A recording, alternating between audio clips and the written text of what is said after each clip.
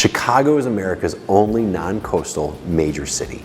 I lived in Barcelona and visited every major city between there and Thailand, and it's still one of my favorite places on earth. During 2020, my wife and I even visited every city we ever thought about living in, and after 22 plane rides, we only fell further in love with Chicago.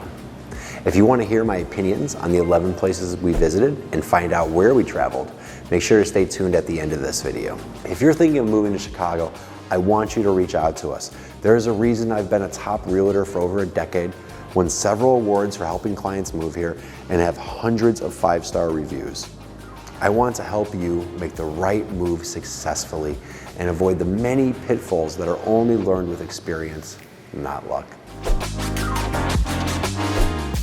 To get started with the pros and cons, let's reach into our pockets first and talk about the cost of living in Chicago. We're the 64th most expensive place to live in the world. That might sound high, but when compared to New York, California, Boston, DC, or even Dallas, Texas, it's lower, a lot lower. The largest expense when living anywhere is always housing. Chicago is by far the best value play in America, considering everything that's at your fingertips. Cost of housing here is cheaper than any large or even medium city in America. Whether you're talking New York, Boston, Austin, or even Boise, Idaho, Chicago has a cheaper median average sales price than any of them. Now let's talk jobs. Employment. The number one thing you're gonna have to do to earn that spending cash. Chicago is a great place to find a job. Over the course of my career, I've worked with clients from consulting companies, tech companies, hedge funds, the Fortune 500, major banks, startups, ad agencies, law firms, and every type of industry you can imagine. It's one of my favorite things about what I do. I get to meet all these different people. One thing I love about living here is you can spark up a conversation at Sparrow on a Tuesday night with an investment banker or an ad man. Chicago is the cultural capital of the United States, second only to New York. After a long day of work, you're going to want to enjoy the best parts of the city.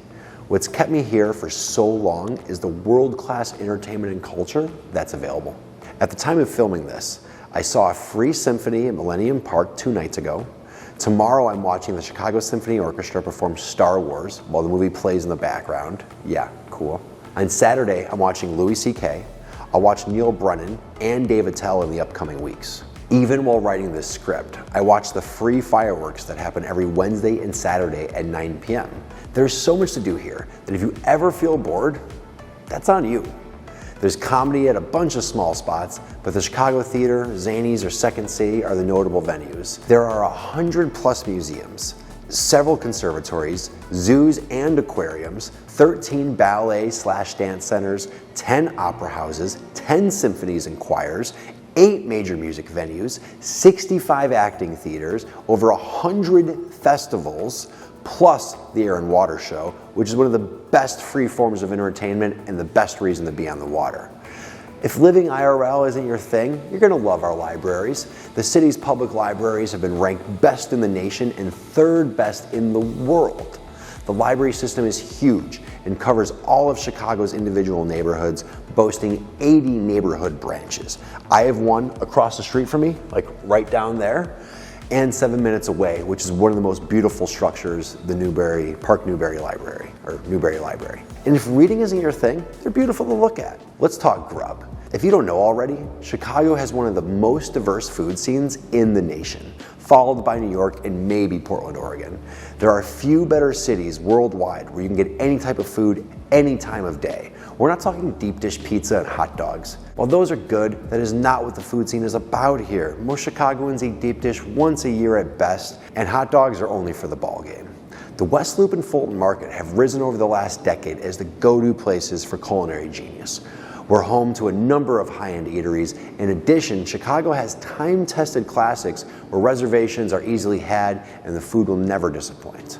I'm more of an adventurous eater myself, and if I'm eating out, I want something I can't cook at home.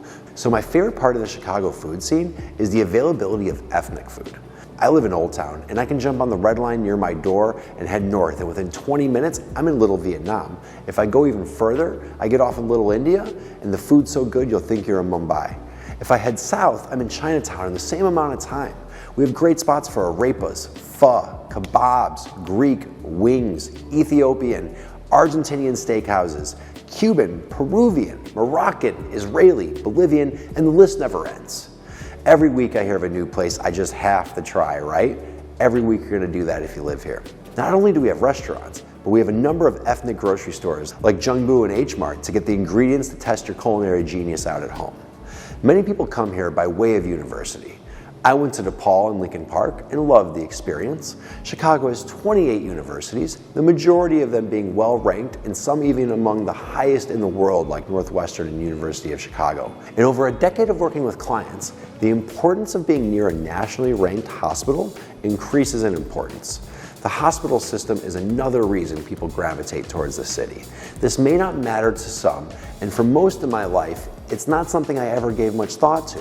But as someone whose wife is currently pregnant, the empathy is increasing every day. It's good to know we have Northwestern and Rush within minutes of our home. This brings a lot of jobs and opportunities, but also a skilled workforce and the citizens you want in a city. You want these type of people all around you to socialize with, being your neighbors. Now let's get back to the fun things. Beaches, harbors, parks. I haven't been to a city in the US that has more accessible parks in such short distances, period. There's no better feeling than to leave your door and have your toes in the sand within 15 minutes. If you jump on a bike, 5 minutes or less. We have the entire Lakeshore Drive path, which has green space, baseball diamonds, soccer fields, tennis courts, a driving range, workout stations, basketball courts, and beaches throughout. We even have an archery range at Belmont Harbor. Beyond that are the harbors for all the gym workers that appreciate a Wednesday night beer can race. If that's not enough, we have a climbing wall at Maggie Daley Park that has an ice rink around it for year-round utilization. If you're thinking about living closer to the highway, someplace like Bucktown, Wicker Park, Logan Square, or Westtown, one of my favorite places for a bike ride or run is the 606. Often compared to the New York High Line, it's an abandoned train line turned trail that connects the west of Chicago to the east. There are a number of small parks and dog parks, and then there are larger parks like Humboldt Park, Garfield Park, Horner Park, Kerrywood Cubs Field, Clark Park, where you can go kayaking and BMX dirt riding, which is along the river. Did you even know Chicago had a river? That's a good segue into architecture, urban planning, and public transit. Chicago is the birthplace of the skyscraper. We have the tallest brick building in the country. Because the city burnt down, the real reason why it's called the second city, did you know that? The world's top engineers, architects, and urban planners of the time came to Chicago to put their mark on the world. Due to that, Chicago is an easily navigable grid with alleys. If you've ever been to New York and seen all the trash on the sidewalk, or better yet, smelled it, then you'll understand the importance of alleys. All this planning led to a public transportation system that will get you everywhere you need to be. We have Metro and Amtrak for suburban travel, but to navigate through the city, we have 8 train lines that will get you to almost everywhere. And if the trains can't get you there, then the buses can. We have 2 major airports, each within 30 minutes of downtown if you don't hit traffic. Both can be accessed from the train for only $5. O'Hare is the most notable with 191 gates, 8 runways, the most of any civilian airport in the world, mind you, and over 50 airlines that fly out every day. Over 919,704 aircraft flights each year, averaging 2520 per day. And its height, it flew out 84 million passengers per year, the most in the world. Today, it's the world's 6th busiest airport. The food offerings are excellent. The lounges suffice. Amex, get us a Centurion lounge here already.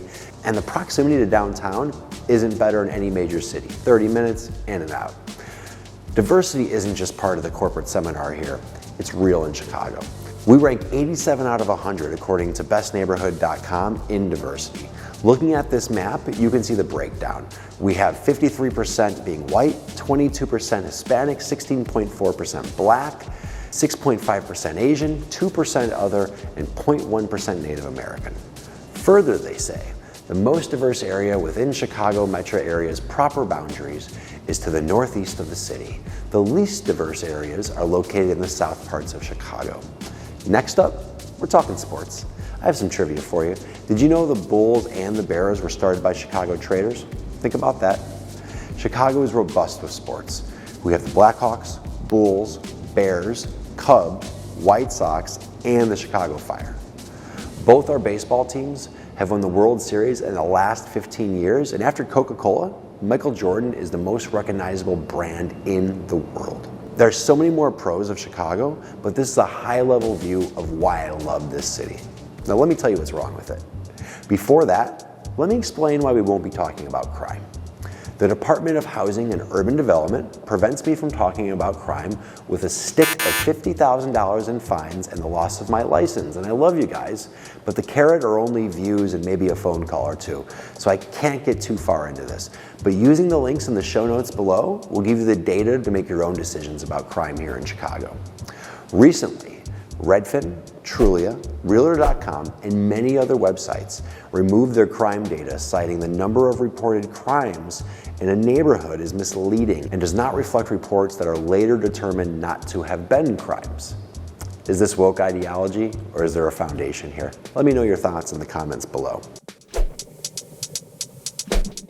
What are the cons of Chicago? Well, let's get started. There's nothing more enjoyable than going to a place like Portland, Oregon, buying something for 99 cents and getting a penny back. The opposite of that is buying something for $10 and paying more than 11. Welcome to Chicago. We get crushed on all things taxes. It all stems back to our corrupt governments and the pension problem the city continues to hemorrhage because of. In the middle of creating this, the city just approved a casino just a few blocks away. I hate the idea. I can't believe they put it in that location, but the casino will not provide us with an overage. At best, a stopgap to these issues. We get hit coming and going on every transaction you can imagine. Let's talk property tax. Illinois again ranks second for highest property taxes in the nation, second only to New Jersey. Illinois homeowners average $4,942 in property taxes on the U.S. median valued home of $217,500, exactly double the national average. That's a tax each year of 2.27% of the home value, according to the 2021 state rankings by 𝗦𝗲𝗕𝗦𝗢𝗔.com. That's not the worst part. When you purchase property here, you pay a state transfer tax, a county transfer tax, and a city transfer tax. Compared to other places, that adds up. Now, earlier I mentioned that we are the most affordable city to purchase a home based on our median home sales price. But that analysis does not take into consideration the taxes that you'll have to pay for that home.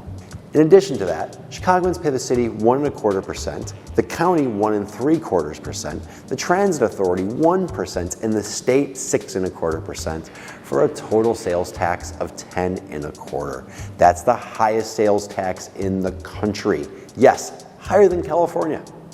If you're ready to get taxed on water bottles, grocery bags, electricity, soft drinks, restaurants, 911 calls, and everything else you can think of, come to Chicago. If you're here, you're going to want to get around. Let's talk about the double-edged sword of traffic. I haven't owned a car in 8 years while living in Chicago, and I don't look forward to the day I'll have to. I have no problem calling an Uber because after you add up the time I save and compare that to the cost of gas, parking, tickets, maintenance, and the rest, owning a car is more of a chore than a freedom.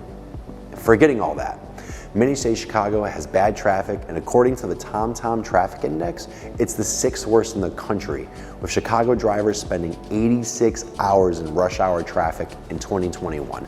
All the charts I'm showing here came from TomTom, and their data is on a whole other world. So if you want to play around, look at traffic patterns all over the world, definitely check this out. The link's below in the show notes. In the same vein, Chicago parking is the highest on-street parking in the country, with some spots costing $6.50 per hour. These are reasons I prefer to pay a higher premium for housing, to live in a city center where most everything I do is walkable, and at worst, a train or a short Uber away. Earlier, I brought up the parks, green spaces, harbors, and the alike that Chicago offers. We are better than most cities. I can't think of one that's better, but when thinking about hikes, mountains, oceans, and other hills and terrain, we don't compare at all. Our best nature offering is Starved Rock, which is a solid 2 hours away. I do implore anyone who wants to hike to walk in the middle of winter from west to east or east to west. That is difficult and more challenging than hikes I've done in Hawaii, Colorado, and Portland. Speaking of bad weather, this is how it always feels here. We get a short if even present spring, and then summer takes over and we're swimming in humidity before we know it. But fall is truly glorious here, and a great opportunity to bring all your favorite colors out. Chicago gets 189 days of sun per year, with the national average being 205, and places like LA getting 284 and Denver getting 245. That's right, that 300 plus days of sunshine a year? Not true. It's still better than Seattle with 164 days, or Pittsburgh with 2,021 hours of sunlight per year. It gets cold, but there is a lot of fun you can do in the cold, from polar bear clubs to Lincoln Park zoo lights, Chris Kindle Mart, sledding, snow fights, skating in Millennium Park, drinking outside with gloves and hats. There's so much more to do.